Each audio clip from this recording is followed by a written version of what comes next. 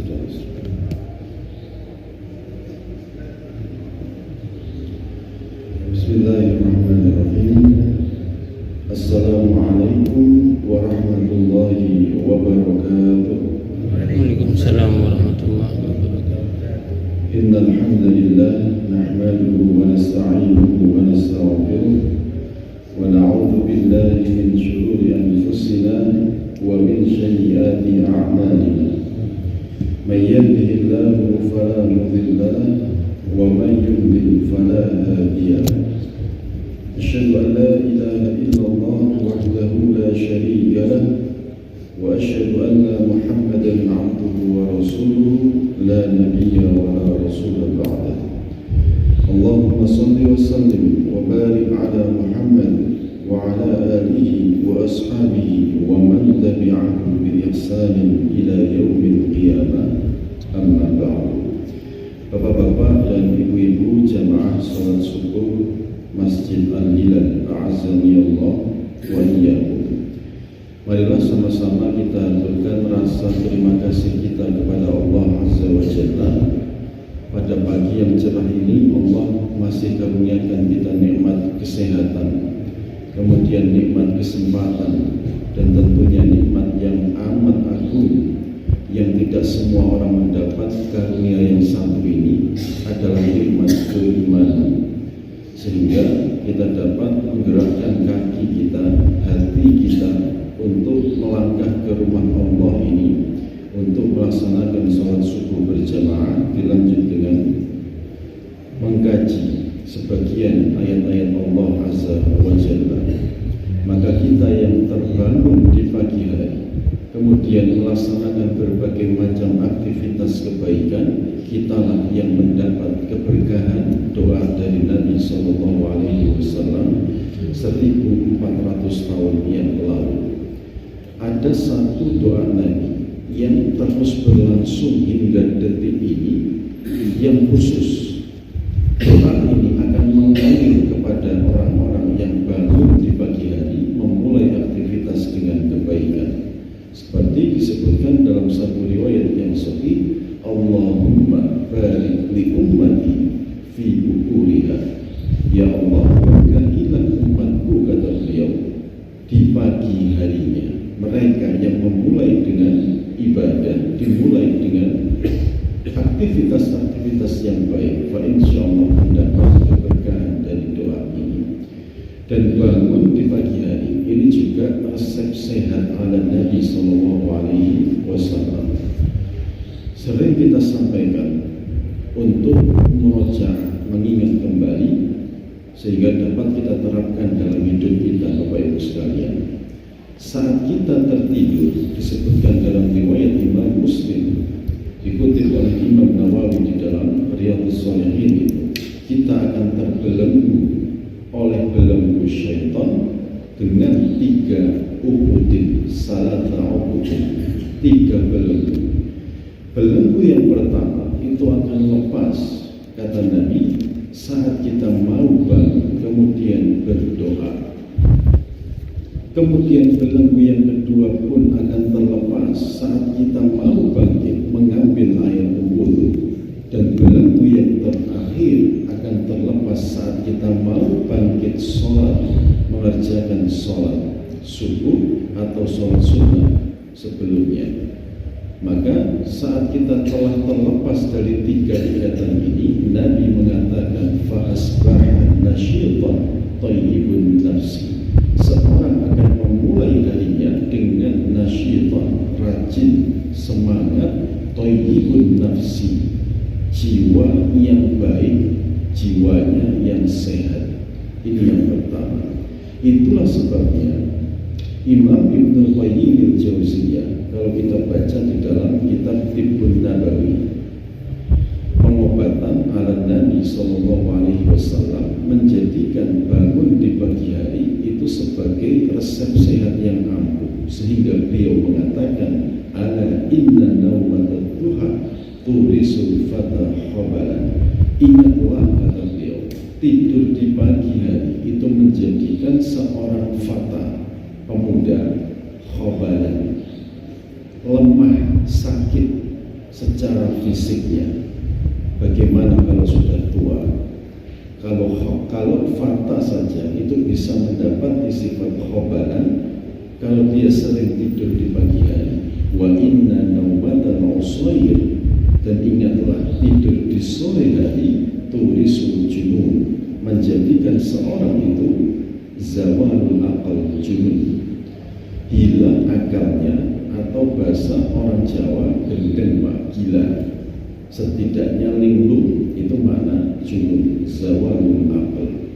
Fa insyaallah kita yang hadir pada kesempatan kali ini, Allah limpah ruahkan kesehatan dan keberkahan di pagi hari kita.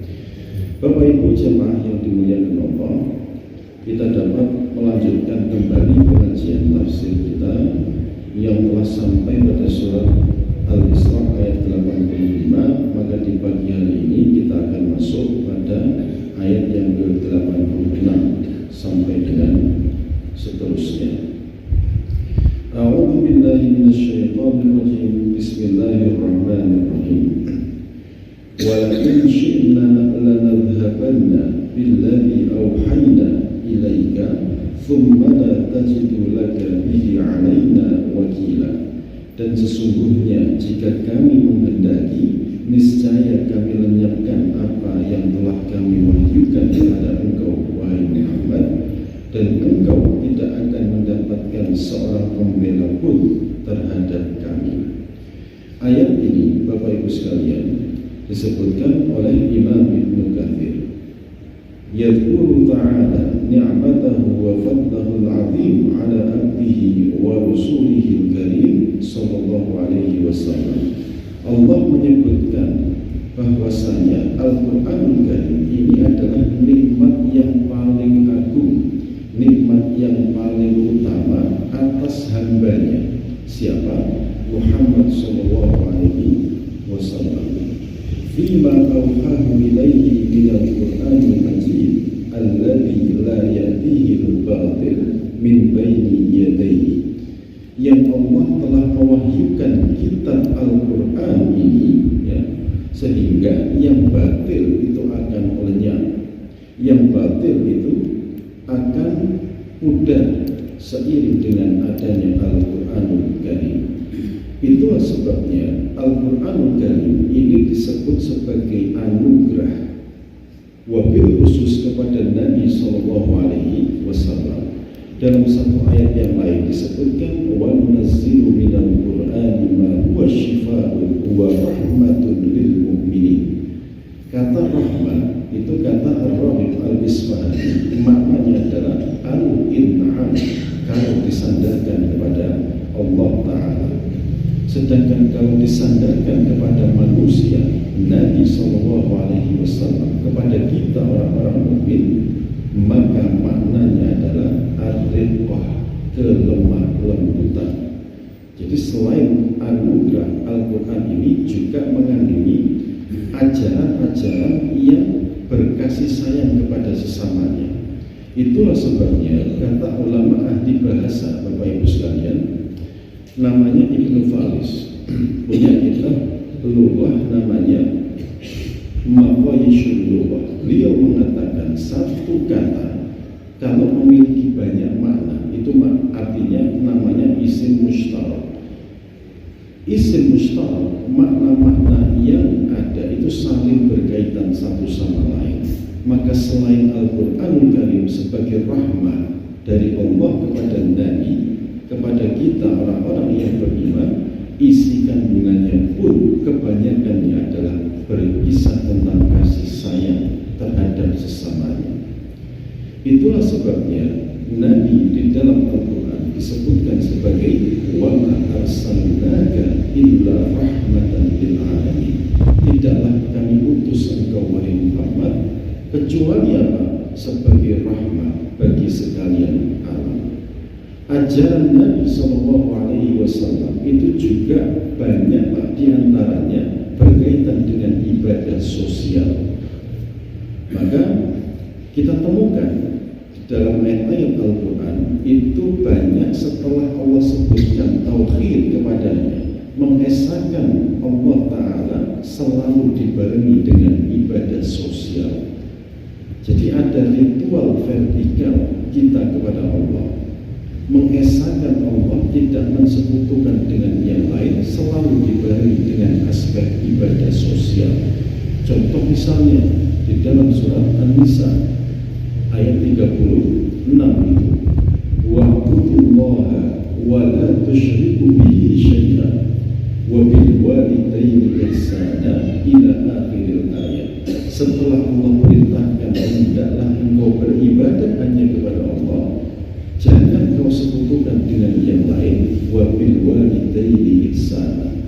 Allah perintahkan berbuat ihsan, berbuat baik kepada orang tua. Yang kedua, wa bidzil qurba, sanak kerabat, wal yatama, kepada anak-anak yatim, wal masakin, kepada orang miskin, wal jari bil qurba wal jari junub, tetangga dekat dan juga tetangga yang jauh. Ini aspek sosial. Itulah sebabnya Al-Quran disebut rahmah, disebut sebagai anugerah dan juga memiliki kasih sayang. Pun tidak jarang di dalam hadis-hadis Nabi yang banyak selalu keterangan mengenai iman kepada Allah disandingkan dengan ibadah-ibadah sosial. Contoh misalnya riwayat Imam Bukhari dan Muslim, man kana yu'minu billah wal yaumil akhir falyukrim jarahu. Siapa orang yang mendakwa dirinya iman kepada Allah dan juga hari akhir, apa perintahnya? Falyukrim jarahu, hendaknya ia berlaku baik, memuliakan kepada tetangganya. Hadis yang lain, fal yakul khair aw liyasmut, kalau tidak bisa berkata yang baik, hendaknya diam saja, sebab lisan kita ini berpotensi menyakiti tetangga kita, menyakiti saudara-saudara kita. Ini aspek sosial. Pada hadis yang lain juga sebagai contoh, saat Nabi berbicara tentang anak yatim, Nabi mengatakan ana wa kafilul aitam kahataini fil jannah, sambil menunjukkan dua jari beliau, Pak, jari tengah dengan jari telunjuknya seperti ini. Aku dan pengasuh anak yatim kahataini fil jannah. Apa maknanya? Ai qoriban, sangat-sangat dekat. Ini aspek sosial. Jadi tidak cukup kita itu dikatakan mukmin yang sejati, yang sempurna, kalau cuma hanya sholat 5 waktu, puasa, ya, kemudian zakat, sujudnya lama, tidak seperti itu.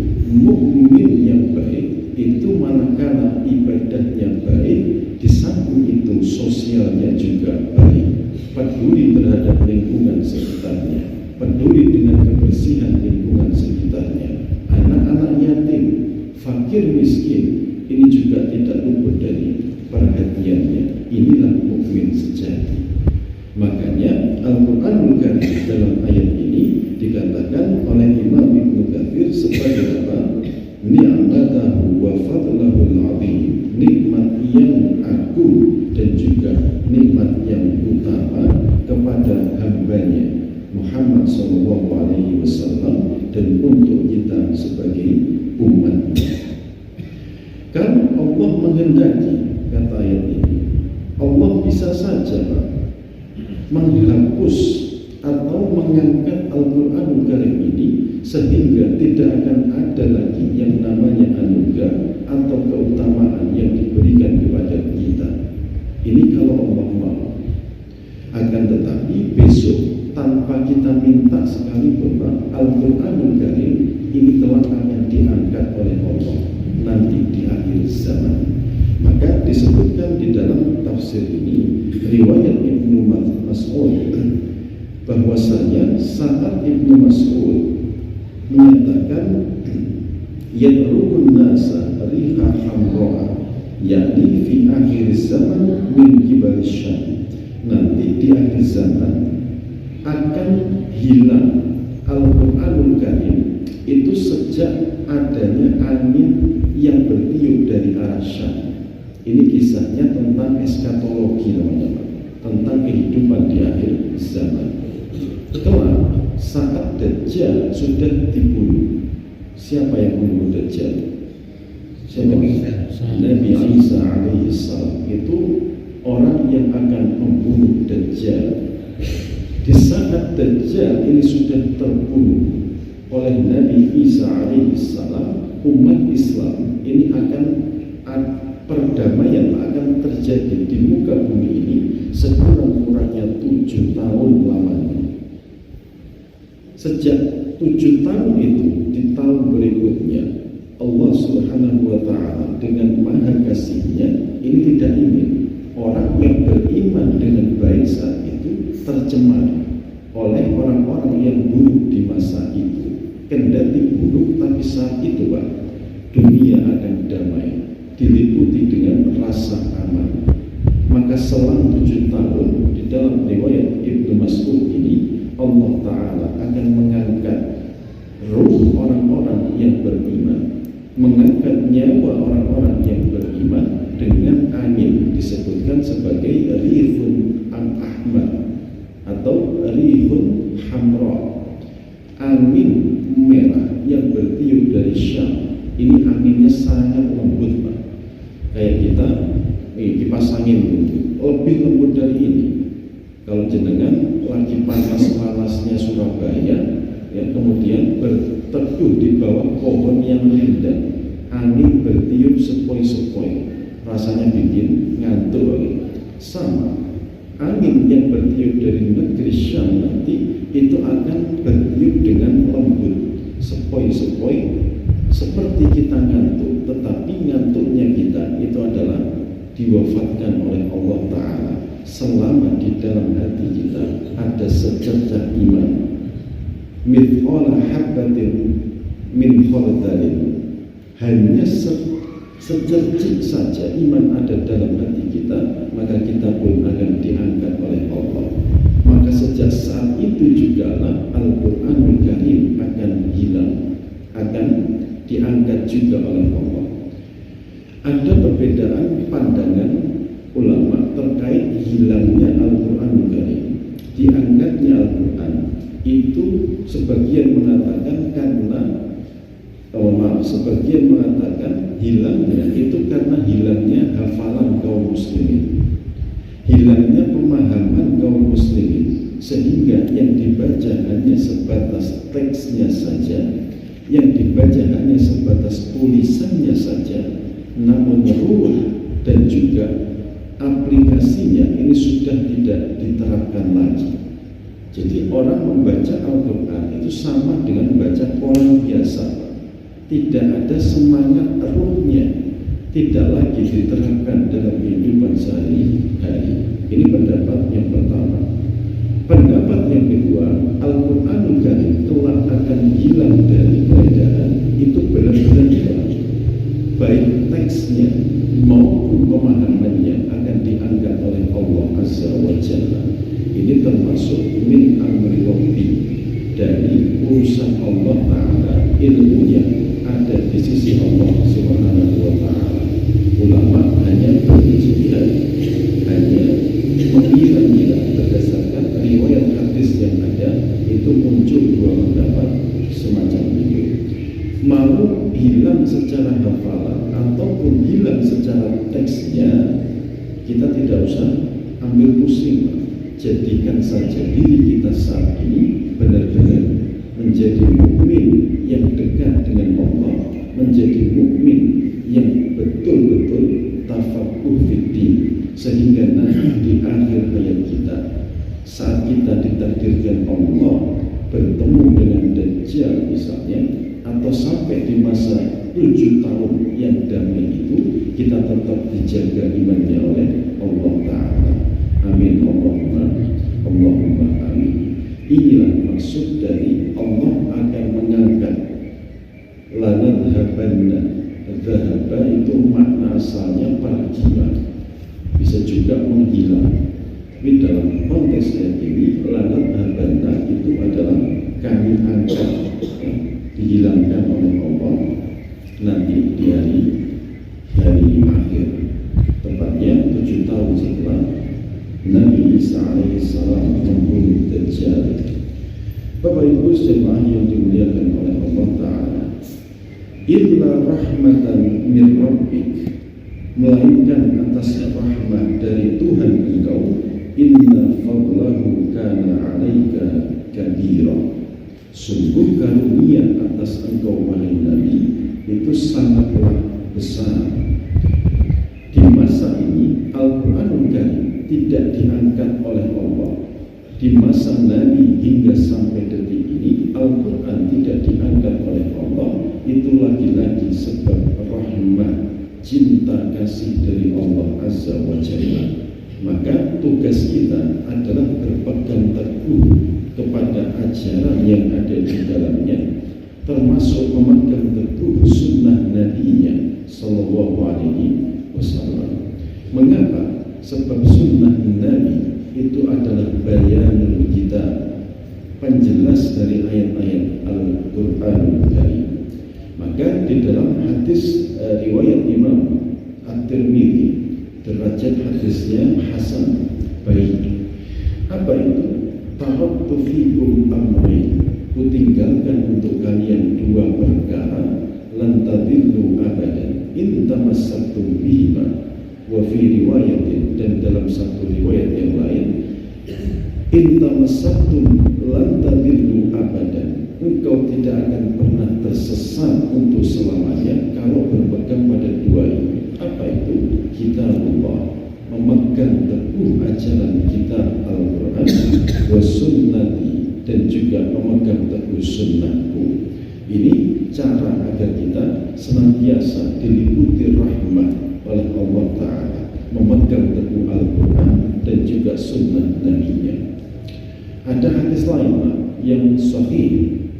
Kalau tadi derajatnya hasan, kalau yang kedua ini sahih, riwayat Imam Muslim. Taraktu fikum at-thaqalain, kutinggalkan untuk engkau, kata Nabi, dua perkara yang berat. Thaqalain itu dua perkara yang berat. Apa yang dua itu? Kitabullah wa itrati ahli baiti. Al-Quranul Karim sebagai tinggalan yang berat pertama, wa itrati ahli baiti, dan juga keturunanku, ahli baitku, kata Nabi. Apakah dua riwayat ini saling taradif atau saling tanakut, bertentangan? Tidak. Sebab dari jalur ahli bait Nabi ini nanti akan terjaga, Pak, riwayat-riwayat hadis yang banyak. Contoh misalnya, istri beliau Sayyidatuna Aisyah radhiyallahu anha itu meriwayatkan 5.000 lebih hadis-hadis Nabi. Ini perempuan tapi cerdasnya luar biasa, Pak, istri beliau yang satu ini. Ini menjadi dalil juga bahwa perempuan itu juga harus pandai, seperti istri Nabi Sayyidatuna Aisyah Ummul Mukminin radhiyallahu anha. Yang kedua, telah dari jalur ahli bait Nabi ini akan muncul Imam Mahdi yang kata Nabi, namanya seperti namaku, nama ayahnya seperti nama ayahku. Al-Mahdi itu kan julukan, Pak. Mahdi itu namanya orang yang mendapat petunjuk. Al-Mahdi, nama dari imam ini adalah Muhammad bin Abdullah. Ini nanti akan turun dari jalur keturunan Nabi. Makanya kemarin ada rame-rame orang yang mencela fitrah Nabi, bahkan mengatakan keturunan Nabi itu sudah tidak ada. Na'udzubillah, ya. Saya nggak tahu bagaimana ini pertanggungjawaban orang kelak di akhirat. Kalau sampai mengatakan terah Nabi itu sudah terputus, bagaimana dengan keterangan Nabi? Kelak Imam Mahdi itu akan turun dari jalur itrati ahli baiti. Namanya seperti namaku, nama ayahnya seperti nama ayahku. Ini merupakan rahmat, terjaganya nasab keturunan Nabi yang kelak akan menuntun kita, membimbing kita orang-orang yang beriman melawan kegemburan, ya, gemburan kufur dari pasukan-pasukan Dajjal. Ini berkat Imam Mahdi atas izin Allah Azza wa Jalla tentunya. Qul la in ijtama'atil insu wal jinnu ala an ya'tu bi misli hadzal Qur'an la ya'tuna bi mislihi walau kana ba'duhum li ba'din dhahira.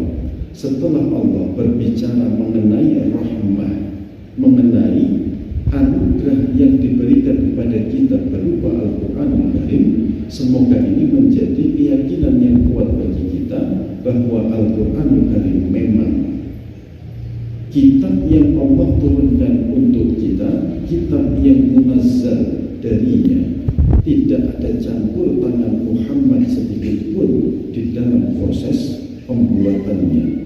Seperti tuduhan orang-orang kafir, orang-orang kafir Quraisy itu menuduh bahwa Muhammad al-Muftari, Muhammad adalah orang yang membuat-buat Al-Quran, Muhammad adalah orang yang menciptakan Al-Quranul Karim. Dan tuduhan ini Pak, dari dulu sampai detik ini tetap ada. Ini mata kuliah saya dulu di semester 1 di Pascasarjana itu tentang syubhat haulal Quran, ya. Ada seorang tokoh orientalis namanya Abraham Giger, itu menulis satu buku, yaitu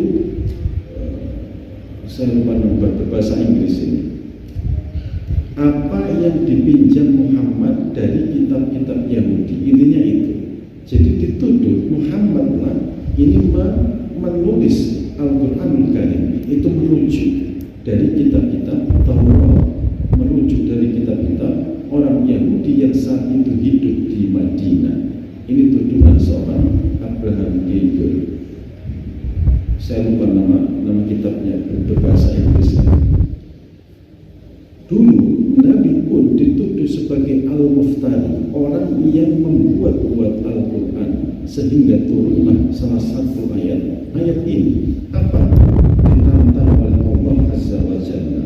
Katakan wahai Muhammad kepada mereka, orang-orang yang menuduh engkau itu, sungguh jika manusia dan jin la ini istama'at, berkumpullah golongan manusia dan juga golongan jin untuk bermusyawarah membuat yang semisal dengan Al-Quranul Karim, maka dapat dipastikan Allah mengatakan apa?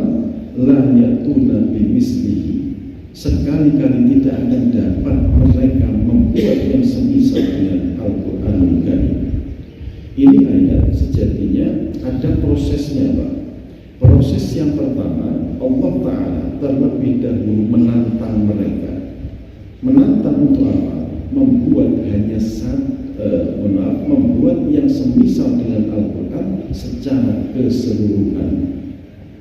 Seperti disebutkan di dalam surat Al-Baqarah ayat yang ke-23, wa in kuntum fi raibin mimma nazzalna ala abdina fa'tu bi suratin min mislihi. Kalau kalian mengatakan, meyakini ada keraguan di dalam hati kalian tentang Al-Quranul Karim ini adalah wahyu dari Allah, gampang saja. Fa'tu bi suratin min mislihi, silahkan kalian datangkan satu surat saja yang semisal dengan Al-Quran. Tapi sampai detik ini tidak ada satupun orang yang mampu menulis yang tata bahasanya itu seindah Al-Quran. Wallahi tidak ada. Tidak ada satupun orang yang menulis satu kitab yang isinya itu tidak ada cacat, tanakut, bertabrakan satu sama lain. Sampai detik ini tidak ada sama sekali, Bapak Ibu sekalian. Itu tantangan yang pertama.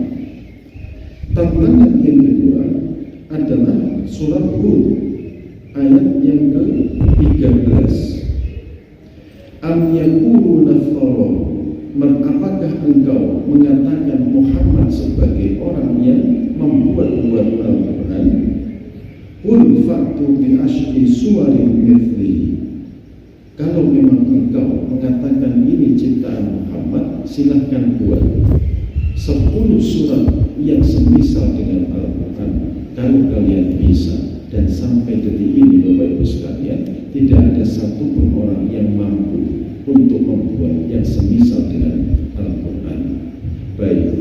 Kalau 10 surat atau yang semisal dengan Al-Quran kalian berat, kadarnya diturunkan, ditambahkan Pak, personalnya di dalam surat ini.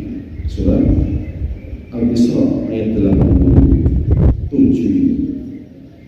Qul la in istama'atil insu wal jin ala an ya'tu bimithli hadzal Qur'an.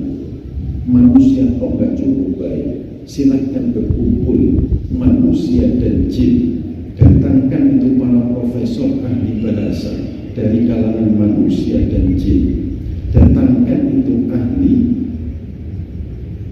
teks Arabnya, datangkan semuanya baik dari kalangan jin dan manusia, datangkan juga ahli sastra dari kalangan manusia dan jin untuk yang membuat semisal dengan Al-Quran.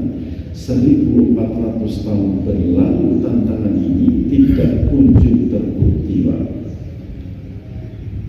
Mungkin jenengan pengen membuktikan membuat gaya bahasa, tata bahasa yang seindah dengan Al-Quran, monggo Pak. Tapi dipastikan ini usaha akan gagal ya, karena sudah dipastikan oleh Allah dalam ayat ini, la ya'tuna bimithlihi walau kana ba'duhum li ba'din dhahira. Tidak akan mampu kita membuat yang semisal dengan Al-Quran walaupun kita saling bahu-membahu, tolong-menolong di dalam membuat Al-Quran tadi. Memang pernah ada di dalam sejarah umat Islam itu orang yang mencoba membuat Al-Quran tandingan. Di masa sepeninggal Nabi itu sudah ada orang yang berusaha menciptakan Al-Quran tandingan, tetapi gagal di sini. Itu sebab maknanya yang kosong pertama, yang kedua sebab tidak teruji oleh zaman. Ada ayat-ayat di dalam Al-Quran ini, kalau kita perhatikan Pak, nilainya, value-nya itu akan senantiasa sesuai dengan perkembangan zaman sekaligus. Banyak ya, ayat yang berbicara tentang sains, teknologi, ayat yang berbicara tentang dermatologi kulit Pak. Contoh dulu ada profesor ahli dermatologi Pak, dari Thailand, namanya Profesor Tagata Tejasen kalau tidak salah, dari Universitas Chiang Rai Thailand sana. Itu membuktikan kalau di dalam kulit manusia, lapisan kulit manusia itu bertumpuk-tumpuk, tidak hanya satu kulit saja, entah namanya epidermis atau apa segala macam itu ya, ini bukan bidang saya. Tetapi beliau membuktikan melalui keterangan ayat Al-Quran, saat nanti orang-orang kafir disiksa di neraka, terbakar kulit orang-orang kafir, fabaddalnahu juludan ghayraha, akan kami ganti kata Allah dengan kulit yang lain. Penasaran Pak Profesor Tegade, kok bisa ayat Al-Quran berbicara tentang adab sekaligus berbicara mengenai perkembangan sains modern? Ini ilmu baru ditemukan Pak, beberapa tahun belakangan, puluhan tahun belakangan, tapi Al-Quran sudah membahasnya 1400 tahun yang lalu. Fabaddalnahu juludan ghayraha, akan kami ganti dengan kulit yang lain. Kulit kita itu kalau mati Pak ya, entah terbakar atau kena sakit apa, itu biasa mengelupas, akan muncul kulit yang baru. Ini Al-Quran sudah membahasnya puluhan bahkan ribuan tahun yang lalu. Sementara profesor-profesor ahli dermatologi, ahli kulit itu baru menemukan melalui riset modern. Contoh lain, ada seorang ilmuwan juga ya, dari Perancis, namanya Profesor Maurice Bucaille. Ini juga ahli bedah, dokter ahli bedah sekaligus ahli matematik dan juga disiplin ilmu yang lainnya. Pernah diutus oleh pemerintah pemerintah Perancis, bekerja sama dengan pemerintah Mesir, itu untuk melakukan penelitian terhadap salah satu mumi Fir'aun yang diyakini ini mumi adalah mumi Maliktah atau Malikdan kalau orang Latin menyebutnya, mumi yang tenggelam saat Nabi Musa alaihissalam menyeberangi Bahrul Ahmar, Laut Merah. Silahkan diteliti benar atau tidak. Setelah melalui proses penelitian yang panjang, Bapak Ibu sekalian, ternyata disimpulkan memang benar ini Fir'aun adalah yang tenggelam di Laut Merah di masa Nabi Musa alaihissalam. Tercengang saat itu dunia ilmu pengetahuan, ditandai dengan apa? Ditemukannya Fir'aun yang tenggelam di masa Nabi Musa alaihissalam. Banyak kandungan garam di dalam kulitnya atau di tulangnya. Ini menunjukkan pernah tenggelam ini orang. Saking kagetnya, ia menulis satu jurnal diterbitkan di mana-mana.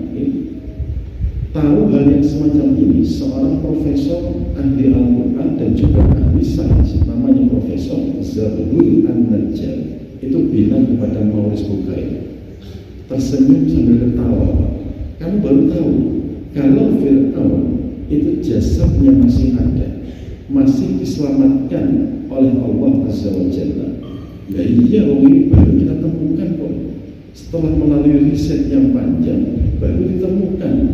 Ketahuilah, kata Zabul An-Najjar, kalau engkau baru tahu sekarang, kami umat Islam sudah tahu ribuan tahun yang lalu. Dari mana? Dari keterangan Al-Quran Karim yang saya lupa suratnya, kalau nggak salah surat Yunus atau surat apa ini, yang mengatakan, menunjukkan bahwasanya Fir'aun kelak jasadnya itu akan diselamatkan bi badanika litakuna liman khalfaka ayat, supaya menjadi pelajaran bagi orang-orang yang hidup setelah itu. Jasadnya jelas disebutkan bi badanika, dengan jasadmu. Ini Al-Quran berbicara tentang peristiwa yang tidak mungkin orang biasa tahu, melainkan melalui penelitian yang panjang. Ini tidak mungkin datang kecuali datang dari Allah Ta'ala informasinya. Itulah sebabnya pada ayat-ayat pertama Al-Quran menegaskan la raiba fihi, tidak ada keraguan sama sekali. Al-Quran kali ini digunakan bentuk raiba. Raiba itu menunjukkan isim nomor satu. Ada isim ma'rifah, isim nakirah.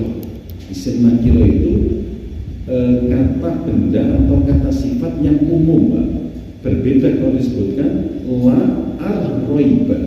Ada alif lam, berarti sudah jelas. Ya. Saya katakan al-ma'u air. Ini air, jelas air aqua. Tapi kalau disebut ma'un umum, entah air aqua, entah air keran, air laut umum. Al-Quran Karim menariknya, Pak.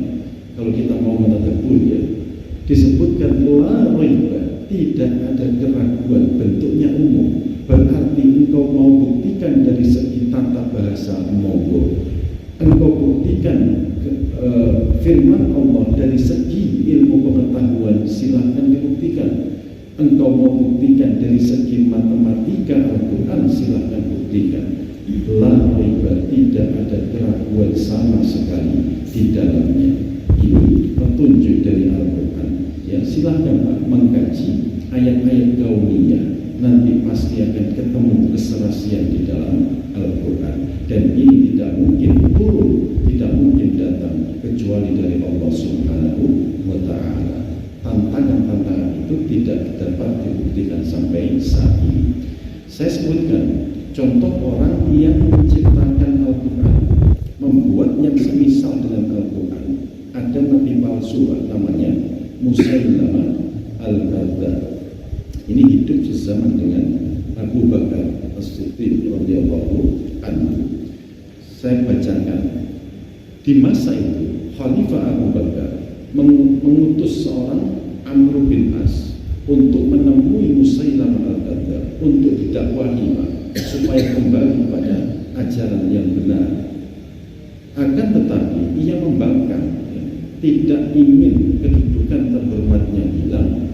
Ia mempertahankan statusnya sebagai nabi palsu itu. Tanya ke Amr bin As, Muhammad dulu mengajarkan apa kepada engkau? Muhammad mengajarkan kepadaku satu surat yang singkat tetapi penuh dengan makna. Dibacakan surat Al-Asr kepada Musailamah, wal asri innal insana lafi khusr ila akhir ayat. Ini syarat akan makna. Lalu tidak terima, disaingi sama tadi Amr bin As, Musailamah al-Kadzdzab, pura-pura menunduk. Katusnya meniki, Pak. Pura-pura menerima ayat Al-Quran. Apa surat yang turun kepadanya? Aku baru saja diturunkan oleh Rabbku, Tuhanku, surat Al-Wabur. Wabur itu maknanya surat bulu. Bulu, Pak. Bagaimana bunyinya? Ini, ya Wabur, ya Wabur, wahai bulu, oh wahai bulu, innama anta iradun wasabur, sesungguhnya kau hanyalah sebutan dan engkau bermunculan. Wasairuka nafrun matarun, sedangkan keseluruhanmu adalah tumbuh dari lubang. Kalau kita mendengar ayat ini, Pak, kita dengar ada maknanya itu tidak, Pak? Lucu, ya dari dulu namanya bulu itu tumbuh dari pori-pori. Bahasanya Pak Erdian, you can be seperti itu. Tidak ada maknanya sama sekali. Ini ada dulu yang menciptakan, tetapi tidak lekang oleh masa, tergerus oleh zaman karena sifatnya yang lucu. Satu lagi contoh, ada namanya surat Al-Fil. Kita juga punya surat Al-Fil, maknanya gajah. Mereka pun saat itu punya nabi palsunya surat Al-Fil. Bagaimana bunyinya? Al-Filu mal-fil, gajah. Tahukah apa itu gajah? Wa ma adraka mal-fil, dan apakah tahu engkau apa itu gajah? Diulang-ulang, bulat. Lahu dhanbun wabil, gajah itu memiliki telinga yang lebar, wa khurtumun tawil, dan belalai yang panjang. You can begin, Pak.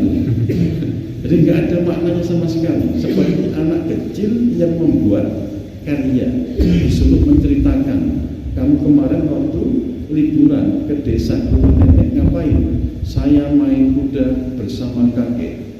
Dari desa ini ke desa itu, nggak ada makna. Seperti orang menceritakan kisah saja. Ya dari dulu gajah yang berbelalai panjang, gajah itu juga bertelinga lebar. Terakhir sebagai penutup, ada satu surat namanya surat Difda'ah. Difda'ah itu maknanya kata, surat kodok. Bagaimana bunyinya? Ya Difda'ah bintu Difda'aini, wahai kata, anak dua kata. Naki lakum tunaqiyin, bersuaralah engkau sebagaimana engkau bersuara. Nisfuka fil ma'i wa nisfuka fil tin, separuhmu berada di atas air dan separuh badanmu berada di bawah air. Ini ayat kalau orang Arab baca sendiri, Pak, itu ngakak, Pak. Orang Arab sendiri kalau baca ayat ini ngakak, apalagi kita tidak tahu maknanya, tidak tahu artinya, makin ngakak. Ini menunjukkan semakin tergerus oleh masa, pengaruh dari Al-Quran palsu, versi Nabi palsu juga tidak berkembang sama sekali. Tidak ada orang yang mengagumi nilai sastra ini. Tidak ada orang yang mau mengkaji ayat-ayat ini. Berbeda dengan Al-Quran tadi. Sampai detik ini, Pak, kitab tafsir mencoba untuk menjelaskan makna-makna Al-Quran itu jumlahnya lebih dari 1000 kitab. Belum lagi kitab-kitab hadis Nabi yang menjadi bayangan kita, penjelasan dari Al-Quran, syarahnya itu juga ribuan banyaknya. Belum lagi orang membahas tentang sastra Al-Quran, ya, itu juga jumlahnya tidak main-main, ribuan. Bahkan yang membahas tentang gramatikanya saja itu juga lebih dari 100 kitab. Inilah Al-Quran yang senantiasa sesuai dengan perkembangan zaman yang datang dari Allah Subhanahu wa Ta'ala. Sampai di sini dapat kita simpulkan bahwasanya Al-Quran Karim adalah rahmah, adalah anugerah bagi kita orang-orang yang beriman.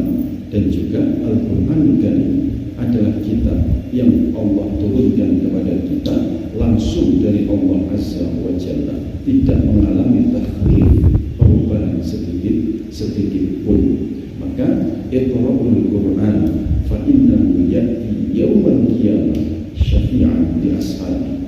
Baca itu Al-Quran, kelak Al-Quran Karim akan datang kepada kita di padang mahsyar nanti, ya, sebagai apa?